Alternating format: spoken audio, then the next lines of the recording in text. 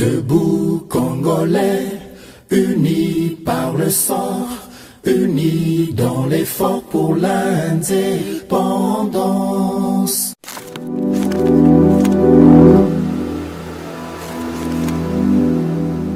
Fidèles téléspectateurs, fidèles abonnés de GCAM Télévision, Mbote Nabino, merci na fidélité, merci na confiance au Bopé Sakabisopo, Tome Melabino, Basango Yamae Elekaka Nakati, ya République démocratique du Congo. Samba Olonga Azana Esengo Yakoyeba Bino, Ebele Kolandaka émission Oyo, Debout Congolais. Nalobaka toujours na momesano ke Debout Congolais, Izali pona mwana Congolais nyonso. À l'intérieur, tout comme à l'extérieur de la République démocratique du Congo, nos cœurs restent attachés à la mère patrie qui est la République démocratique du Congo. De partout où vous vous retrouvez à travers le monde, je vous souhaite le bienvenu dans l'émission Oyo, Debout Congolais, émission Télémisaka Bendele, émission Nabino, émission Nabisonyon Sopoete, Tokoba toujours ko Télémisa Bendele, Yamboka Nabiso, République démocratique du Congo. Na Pesimbo te papa Gérard Kabea Pesakabiso, opportunité à vous présenter émission Oyo, na etando ya GCAM Télévision, Mbote Nanga, Peipa Nabino Balandi. Bandeko Bozolanda Biso à partir ya Goma. Merci Pena Bakongolo Bozolanda Biso à partir ya Giseni na Rwanda. Boza Ebele Rokomela Biso. Merci na Bakongolo Bozolanda Biso à partir ya Lubefu na Sankoro. Vous êtes en Bandaka, vous êtes à Kikwit, vous êtes à Idiofa, vous êtes à Kasomolunda. Bozali na Congo central na Mwanda, Bozali na Matadi na Boma, vous êtes à Kinshasa, Mbujima Ikana na Lubumbashi. Je vous souhaite le bienvenu dans l'émission Oyo. Bozala Libanda ya mboka na yebi ke boza éparpillé. Bokenda ko lukame, vous restez attachés, vous suivez les réalités du Congo à travers cette émission. Je ne manque pas aussi à vous dire merci. Nabino batu boza na Suisse, boza na Hollande, Allemagne, Autriche, Australie. Ba musu bozo zo émission na tongo alors que biso déjà tout lalaki. Merci Nabino ndenge bozo participer na émission Onaki na basango na biso ya mokolo ya lelo. Basango na biso ezali vraiment ya pasi na yebiki mingi bozola la pongite koyeba basango zoleka na mboka mitema ezali na kimiate, mais l'air est grave parce que page oyo tolingi to tourner na kati ya mboka na biso République démocratique du Congo pona kolinga ko mettre fin à est ya République démocratique du Congo pena Congo mobimba guerrière page moko ya bitumba makasi ndeko moko na kombo ya Yannick Sakina Tumba bomoni na kasi elili na émission oyo na titre bomonaki Sakina Tumba zali congolais bongo za ko vivre na territoire ya territoire rwandais na province voisine ya Rubavu. Azalaki tué à la machette. C'est un Congolais tué, assassiné na Rwanda.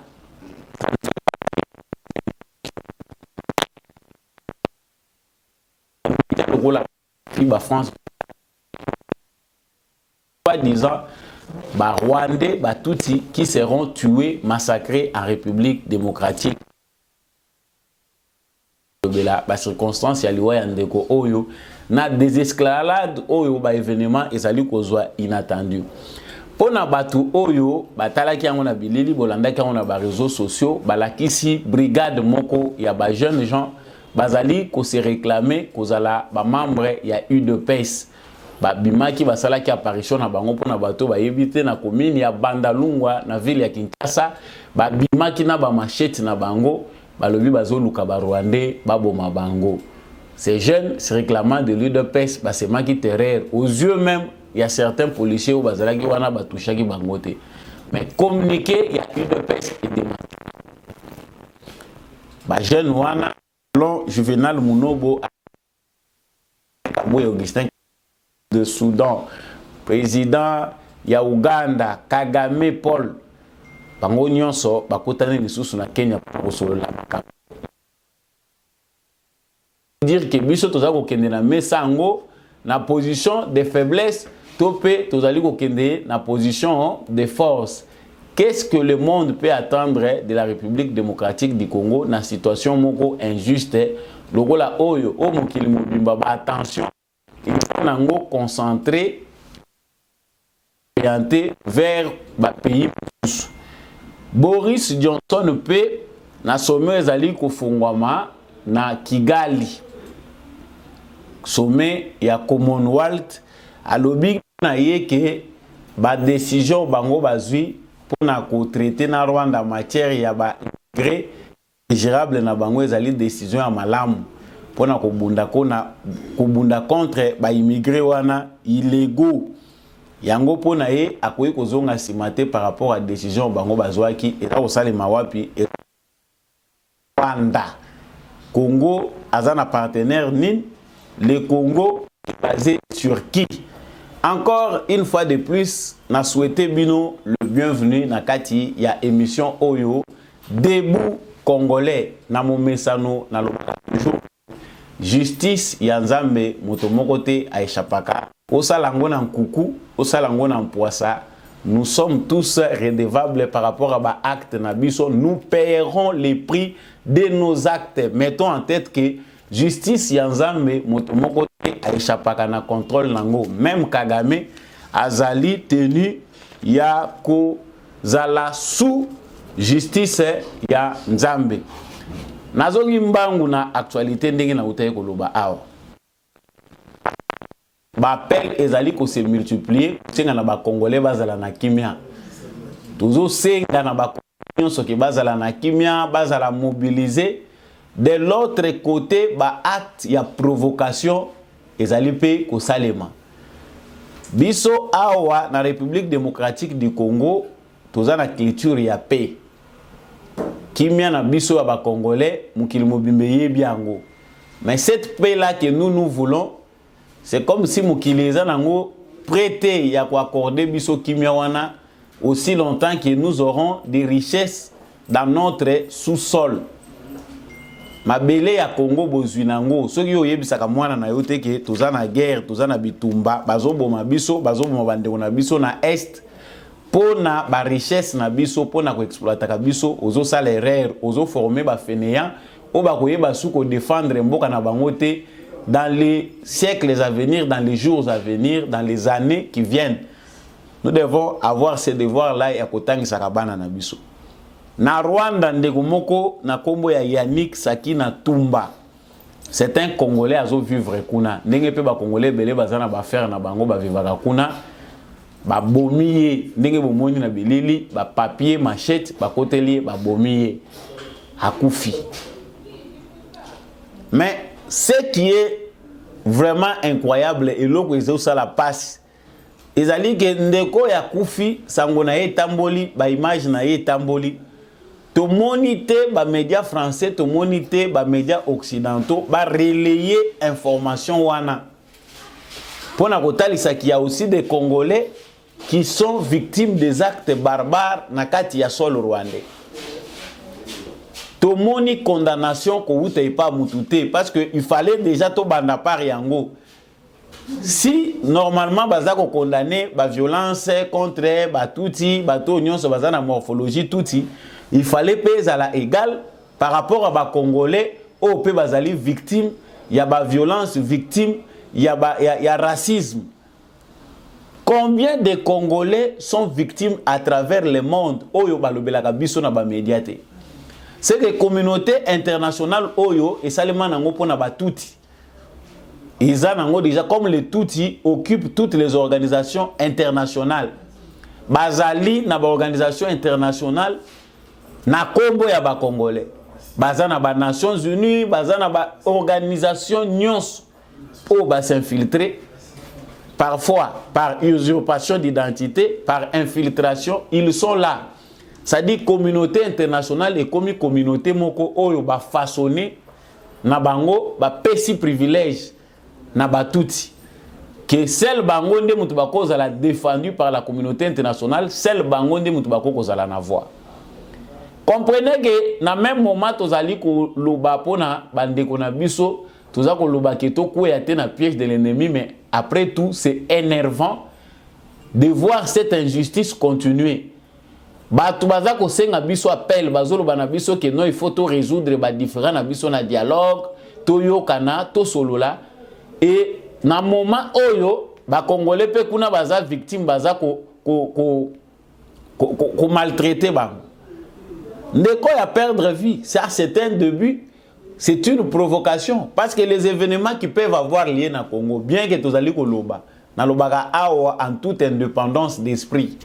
Malgré ba propos na biso, nous voulons que nous nous comportions en responsables, mais tozali ba mettre été à déterminer ba événements où ekoki ko se passer tant que bango communauté internationale baza décider té ya ko comprendre pe to pe ko ya pe au secours ya détresse ya congolais. Cette histoire ici, il y a des machettes. Dans une émission, il y a des gens qui font leur business à travers les machettes. Kagame a accédé au pouvoir via cette manipulation. Il y a créé violence, il y a encore coupé sa batouba machette, fouta bango bambongo, bakende ko massacrer batu mususu, créer, inventer une guerre civile par des moyens politiques, financiers. Et puis, il y a créé, il voilé une histoire de devant le monde. Voilà, Oyo Kagame salaka lokola stratégie. Stratégie où même Kagame na pouvoir, yango azo continuer ko saler. Mais eloko e sali que nanzwa kombo ya ndeko na mema na lobela likambo ndeko yo qui est notre compatriote. Ezelo ya injustice obiso tozo continuer ko subir. Est-ce que balobeli na biso na Nations Unies bolobela ka makambo yote? Le Congo a un représentant aux Nations Unies. Oko kati la bango ata bilamba te na kati ya salle bamoni openda okomeli bango liboma na kati ya salle les représentants du Congo na kati ya Nations Unies pour montrer détresse, injustice au biso tozo faire face na monde. Parce que aux Nations Unies nous avons un représentant. Par rapport ya mabe ezali ko continuer ko kende na Nations Unies par rapport moko ya lokuta. Les Rwandais ont tout un tas de documents. Oyo bango bazali ba pasi ba planifier, ba créer, ba inventer, ba prévia lokuta. Il y a des vidéos qui circulent encore dans les réseaux sociaux. Je l'ai dit na émission na ngai oyo na lobaki na alerta ki liboso. On nous présente des photos, des vidéos des soi-disant tous qui sont massacrés, on nous présente même des vidéos. Il y a batu oyo o bazako lia misuni, il y a le cannibalisme qui se passe au Congo. On prend tous ces éléments là, on les compile, on envoie aux Nations Unies. Est-ce que bisope na Congo tout ça la Congo? Certainement, makabozo leka na kati ya Congo, c'est comme si acteurs politiques na biso baza préparé pour faire face aux événements. Tant que adversaire oyo combattre, il faut peu besoin peu temps ya ko maîtriser et to yebi nous avons un service de renseignement qui fait son travail. Mana biso bien. Oyo pendant 18 ans ezalaki au service il y a monsieur Joseph Kabila Yemoko. Aujourd'hui, la peine de nos services de renseignement, ba service na biso sur l'État ezali que eza koluka ko s'adapter maintenant pour ezala au service ya République. Mais flexible na minute bo comprendre que adversaire azana moi avance o ya muke o ya zui parce que c'est un petit pays. Si nous nous sommes organisés, nous n'avons pas beaucoup de. Donc nous devons nous organiser en fonction ya comportement ya bateau baza ba adversaire na biso. La communauté rwandaise, tant que les Rwandais en général, biso toko ke no kota te ba memela biso awa et tumbo eza ya biso te ya batuti na ba hutu ba kotela biso ngo na Congo au nom des intérêts politiques. Mais en vivant dans la société, on arrive à comprendre que franchement les Tutsis, ceux qui congolais aza ko se méfier na bango, c'est parce que race wana na esale na bango ya makambo eza malamu te. La ruse, ça c'est vraiment le diable. Pourquoi la communauté wane ko kozala pe na bateau te bazali ko s'opposer na politique ya Paul Kagame? C'est parce qu'ils en tirent bénéfice. Azali muto azotambola na bango ay moyebi ke wane za royaume nange za basoda na ngai à n'importe quel moment ceux qui na lingi na utiliser bango même pour les sacrifices suprêmes na koko utiliser bango pour que politique na biso ait atteindre ba objectif nango. Voilà pourquoi il marchande autour de cette communauté-là, autour de cette... Il y a un groupe, il y a un tout, il y a la marchandise ya Kagame. Naouta ko alerta on a lobby que Ezali na mbongo, Ezali ko surkele. Cet argent-là passe par des partis politiques. Mais ça n'a pas fait longtemps pour que alerte nangai batuba vivre ba effet nango. Les FARDC ont fait un communiqué au Bazali ko dénoncer manœuvre ya Paul Kagame. Ya kolinga ko se victimiser batuti ko lobake ba congolais baza ko massacrer batuti. C'est que une arme ou a se servaka nango depuis longtemps. Pour na zomona ke munduki wana nanu nunité, il peut encore s'en servir. C'est-à-dire se victimiser derrière les tuti. A massacrer kaka yemoko bandeko na ye pour achango na mukongo ya ba congolais. Les FARDC l'ont dénoncé. Heureusement, j'avais déjà fait un numéro dans cette information dans l'hôpital ndenge Kagame aza koloba. Parce que tous ceux qui viennent suivre l'émission toza ko sala wa ndenge tolobaka ne comprennent pas de la même façon. Il y a ceux qui m'appellent pour me dire aux complices ndenge ni noko pekisa ba congolais qui suis-je? Je ne suis pas un donneur d'ordre. Nga nazo pe sa vérité, nazo pe sa information sur base de ma révélation, ba makambo biso tozo zo comme information yango tozo pe sa kabino awa. Pour certains, ils pensent que naïe côté le manazo loba. Non, nous parlons pour l'intérêt des Congolais. Quand on voit un danger venir, mieux vaut dire les choses batunion se base à l'averti. Ceux qui osent en éclairé, osent comprendre makamuna retard. C'est normal, tout le monde ne peut pas comprendre les choses de la même façon. Mais il y a des gens qui réfléchissent en avance. Il y a des gens qui voient déjà très loin. Pendant que yo osomona nanu lobby, osomona lelo. Mais ils ont un bateau déjà bazomona liboso et zandengeni. Nous avons dit ici de plusieurs façons que le régime ya Kagame est déjà finissant. Kagame cherche là où s'accrocher. Biso total événement peut-être été pour certains, tout ça qu'on interprète on a deux faveurs na biso. Le régime de Kagame touche à sa fin. Azako luka drame nini et ko sauver yé pour adiembela nango. Je donne l'information azako profiter nango ao. Les Américains qui l'ont amené le pouvoir cherchent les moyens par lesquels Bakogi ko effacer et ba tourner page naïe. Lui cherche les raisons où Yakogi ko se rendre encore plus utile qu'il ne l'était avant. Les raisons les ont poussé Paul Kagame à agir plus avec violence, c'est parce qu'il sait que Awa Bitumba ya survie naïe komi na lobagango na chaque émission. Mais pendant que je disais na bande ko dénoncer Awa stratégie oyo Kagame a opté o bande ko belé bozwango peza ko leka na ba réseaux sociaux, l'événement s'est passé, l'argent a fait maintenant musala nango. Ba jeune moko bazali ko se réclamer être de l'UDPS balati bilamba nazotali sabino ba photo nango ndenge bozwango na ba réseaux sociaux. Ba photo oyo bozomona ce sont des photos. Il y a des jeunes qui ont des bango, des vidéos. Nous ne pouvons pas faire cette propagande de vidéo parce que Bakogi a bloqué la chaîne. Mais vous avez vu comment ces vidéos-là circulent. Il y a des jeunes gens bazali kozwa babimina ba machette ba un espace public ba lobi tozo luka barande wapi bango tokata bango. Non. Même si c'est comme ça qu'il faut agir, mais il faut aussi savoir planifier makambo bino bozo sala. Moi, je n'encourage pas nazako pekisape mutute, mais bango ba Rwandais tango bazo linga basala ba Congolais mabe. Qui découvrir ba trace na bango ningi nini bazo sala makabwana, et ça difficile. Ils agissent avec intelligence, malgré bazo sala mabe. Mais ozomona bango, ils planifient makamuna bango ningi bazako sala. Mais on prend des jeunes gens, on les envoie. Ça, c'est une stratégie à bateau pour encourager politique à Kagame. Ceux qui veulent nuire à la diplomatie de Félix Tshisekedi. Les jeunes gens, on a bakiti na balabala, na ba machette, balobi tozo luka ba Rwandais to kata bango. Bazo bamba mabanga na banini, bazo telemisa ba mituka na ba machette. Ça, ce sont des images qui circulent. Où ils allaient kokende na défaveur na biso parce qu'ils allaient simple à trouver.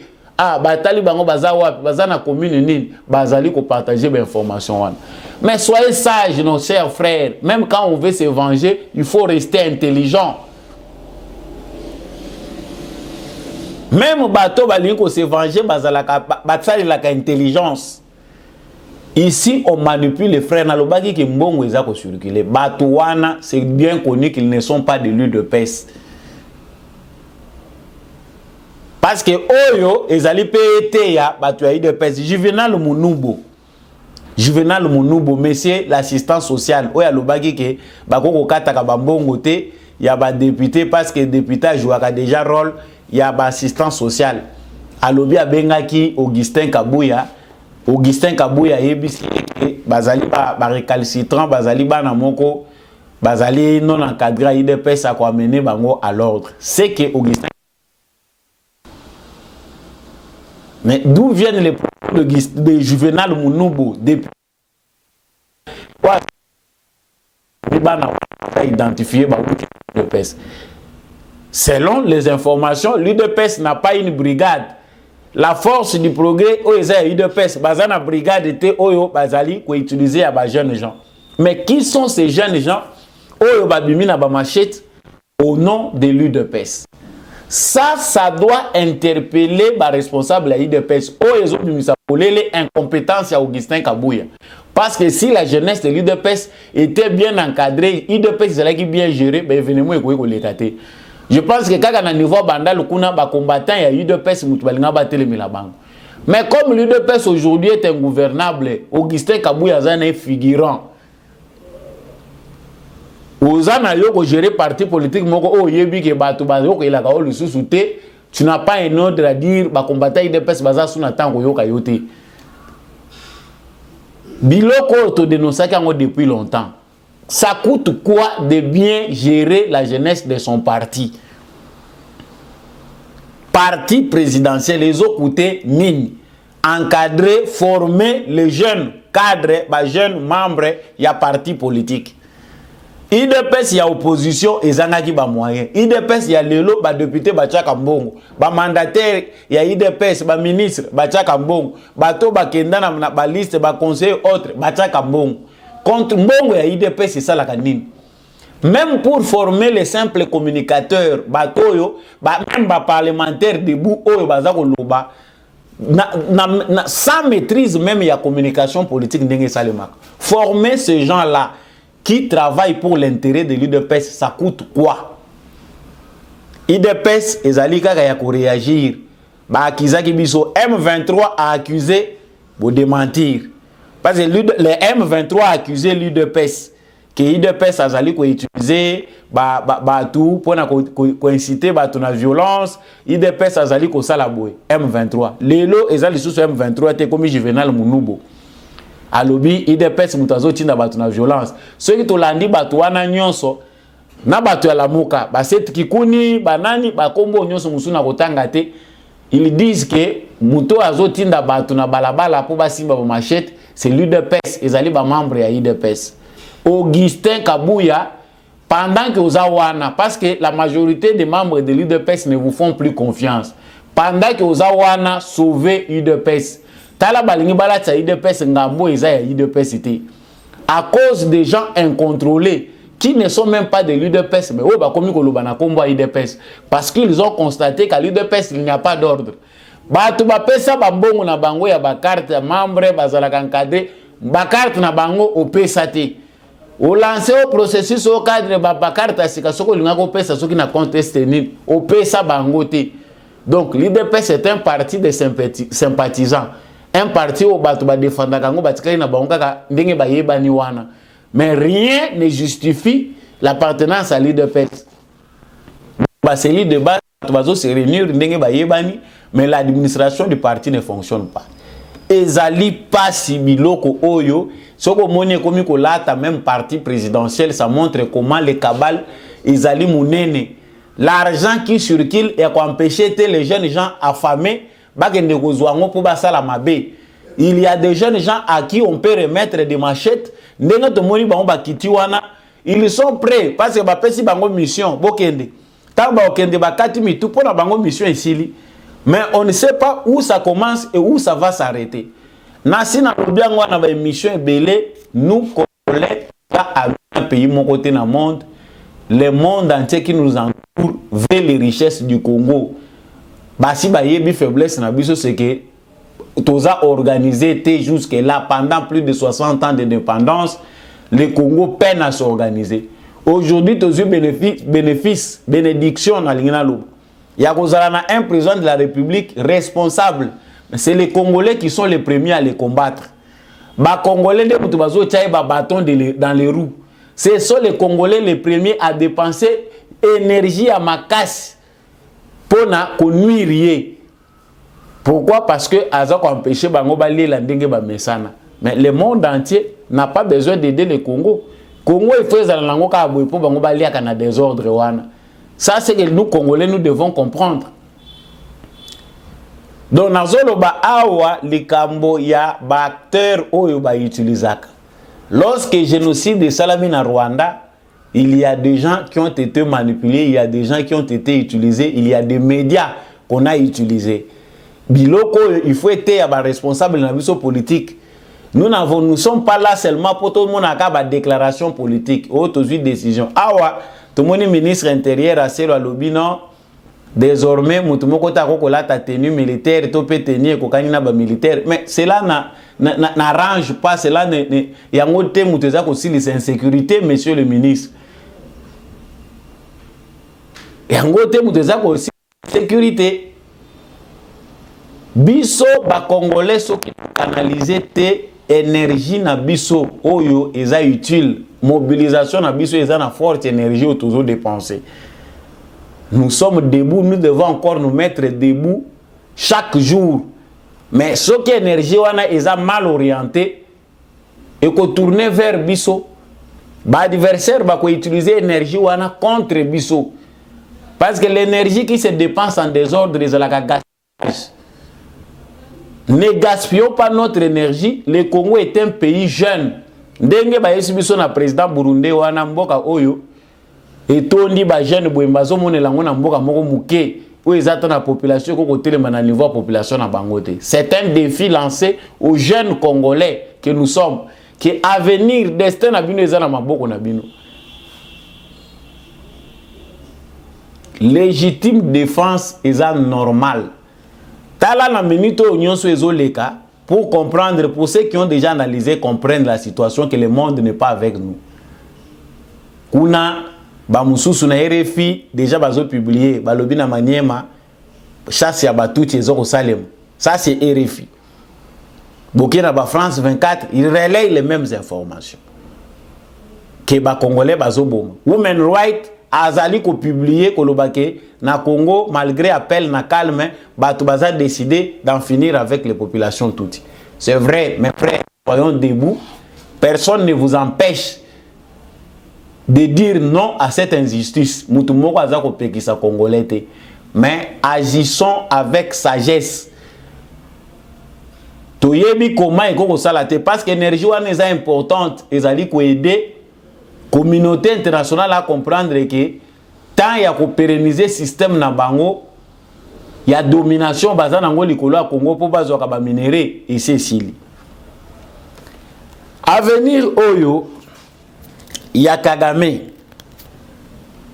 Avenir ya Kagame batebele baza koyeba ngoti. Nazolo bakango dans plusieurs émissions parce qu'il y a des gens qui s'inquiètent. Tous a préparé te. Ils ont un moment, Félix Tshisekedi a induit le pays en erreur. Au moins, côté to komi. Biso, toza kolobango parce que dans le moment où il y a des gens qui viennent récupérer. La page de Kagame est en train de se dessiner. Kaka ba pays au pe baza ko entourer ye. Akokuta na makambo na ba pays wana pe. Avant qu'il quitte, qu'il laisse le Rwanda libre, il va vivre aussi l'enfer. Ordre ya makambo ya zomona na Kinshasa que ça facile azoye baté que tant qu'on frappé pas na ye il n'a même pas 1 mois ou 2 mois pour na ko résister. Awa sommet ezako s'organiser à Commonwealth. Premier ministre britannique a lobi pour na ye Rwanda za pays na ye phare. Accord na ya azuna Kigali pour na kotinda ba réfugiés bazo azo tenir nango. Gouvernement britannique bazo tenir nango ba monike eza accord moko ya malamu pour na ko gérer crise migratoire wana ya ba réfugiés bazali kotonda na Royaume-Uni. Yango bango bazo tenir que Kagame aza partenaire na bango pour ba continuer kotinda. Donc malgré au justice na bango a lobby, Boris Johnson aza déterminé ya kokende kaka na sens ya que a convaincre pour quoi na likambo na ndenge ya kanisa kyango. Et pendant ce temps, nos chefs d'État se retrouvent na Kenya na Nairobi. Tu as vu que ça facilité à supporter pour les Congolais. Comme on a Kagame, comme on a Félix Tshisekedi, comme on a Uhuru Kenyatta, comme on a Nani Museveni, et puis les autres là, baza qu'on se retrouver autour d'une table. Le discours n'est pas franc. Pour tout le Congolais, nous avons un pays moko. À quoi on toute franchise à lobby, non, non, non, trop c'est trop. Oh, tozo mona, Rwanda zako sala, ils allaient malamouter. Mais pour comprendre que les Congolais, nous sommes seuls, bah discours ezakaka avec euphémisme, non, à la recherche de solutions, nous devons chercher un cadre de dialogue. C'est que certains pays voisins bazo sepela na bango que makambo ya RDC ezalaka résolu na ba table de négociation, ils en profitent là pour na kobomba kabiso na ba mazita. Na lobakango na ba émission ebele, la diplomatie de Félix Tshisekedi n'est efficace que si les Congolais sont debout. Bajara ba président lokola Félix Tshisekedi qui ne veulent pas de compromis sales. Oh balingi makambo avec transparence, oh balingi kocha bonzambe liboso sans la maturité d'un peuple, sans la mobilisation de tout un peuple, makambo na bango ete pakate pakape. Félix Tshisekedi a amené la liberté aux Congolais. Sachons nous en servir. Nous avons aujourd'hui la liberté de manifester. Manifestons pour des causes utiles. Tant qu'on va pêcher nos libertés, les lois n'inga na boye, les Congolais va tomber dans la frontière. C'est ça ce qu'on cherchait depuis longtemps. Comprenons ici que makambo ezako salema, ezako kenembangu, mais les diplomaties ils allaient dans le secret. Tout ne tourne pas à notre désavantage. Ils ont makambo koyebisa ba Congolais te ngana sina loba nanga plusieurs fois na kobeta kango c'était na ba émission nyonso. Que nous devons savoir que l'arme la plus puissante pour faire face à l'injustice de la communauté internationale, c'est de repenser l'éducation, c'est d'être mobilisés nous Congolais, tout qui voit ya l'acheter ya kokanisa ke oyoza capable ya kosalate muninga ya kosaila ngo pour intérêt na yo ba kosaila bisoté. Ailleurs bato ba comprendre que éducation est une arme efficace, bazali ko préparer bana na bango. Nous les enfants congolais ne connaissent ni l'histoire ni leurs origines, leurs parents n'ont pas d'identité, biso tozo vivre kana vaika. Mais qui est Congolais qui ne l'est pas? Mouto yoko kata machete au quartier Moutou yebi nationalité ne malam. Peut-être qu'on tombe dans le quartier Moutou. Exigeons pour l'intérêt général l'identification nationale avant les élections. Que cela nous serve d'élection parce que cours y a événement batuazo zango kaka na sens nango négatif. Tous zango dans les côtés positifs, c'est que c'est une façon de nous pousser nous Congolais à prendre des décisions énergiques. Ma décision moko est de mettre fin totalement à makambo nyonso ba bêtises autres allez ko vivre. Parce que nous pensons que zali mabe kimia baza quoi non, c'est le moment loi ya Noël tchani ezwa utilité nango pona ba senzi na benga ka bango ba senzi baza ko maîtriser histoire à Congo te pona bango ba monaki ke tchani aza ko lo bango pona ba sentiment. Nous devons continuer à vivre dans l'infiltration totale. Nakanisi batebele bako se rappeler maintenant à l'ordre. Tout banda ko tuna na tata nonani maman nonani. Pas pour se couper les têtes, mais pour na kolongo l'infiltration et continue na kati armée na biso. Tout banda identification nationale na recensement. Peu importe le temps que cela pourrait nous prendre. Tu veux dire que batebele intérêt na bango les élections. Intérêt na bango les abakende élection parce que na mimi to bazampiak. Intérêt à Bamoussou parce que ba cop na bango et baby. Mais allons vite vers l'identification nationale.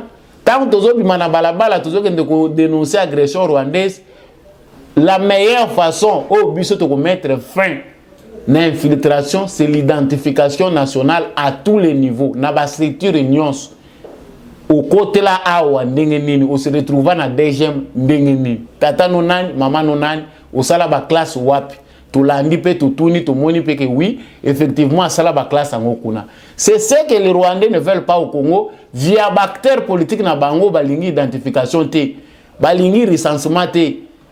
Les pires des Rwandais, ce sont ceux qui servent Kagame à l'intérieur du Congo.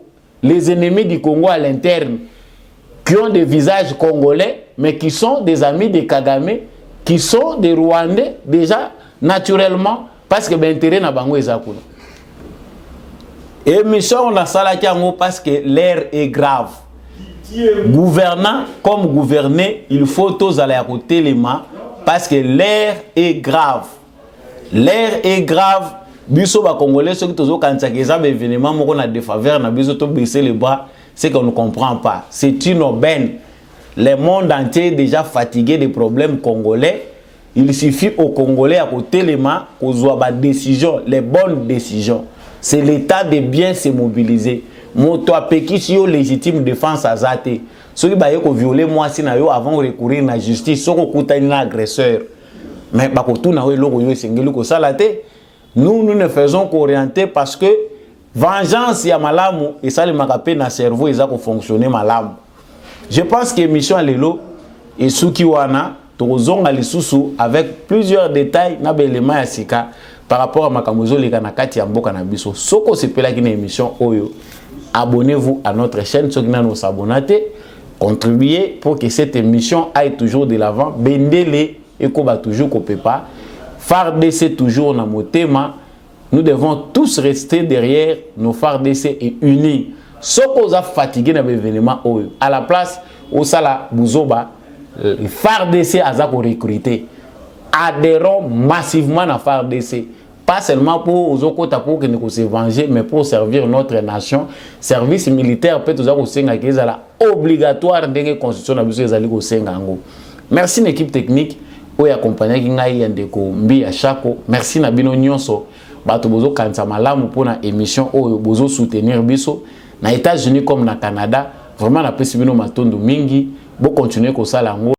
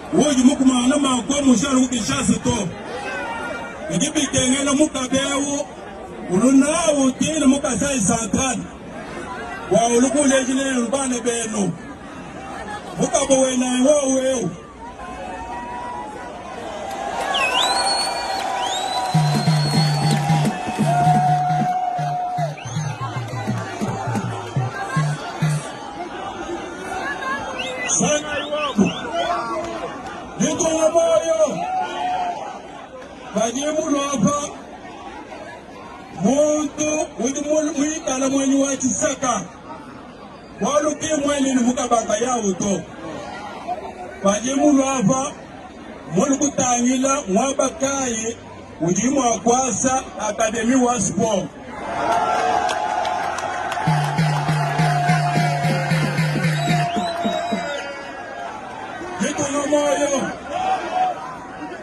Walu kujiba kwa abu, hii kale benzi biji wenzebi, me uhumo yu kwa abu. Okusanka, wakulu kwenza Académie wa sport mukana. Nino mwone market, Académie wa matu kwa njukumpala. Biba sa makata mukati mwavili wetu wakanana. Walu, nitu beto mwabakai, utu mwakubali shimitu mwenye. Metujibele meji. Wakutu mwakwenze le mitu mwenye. Kuluseka, lwatamu Saint Bernard. Ali kuluseka lwatubuluku. Jumwabu putu jibapeti jipapu. Waye kwenze mitu mwenye. Champion, toi c'est qui là? Ah,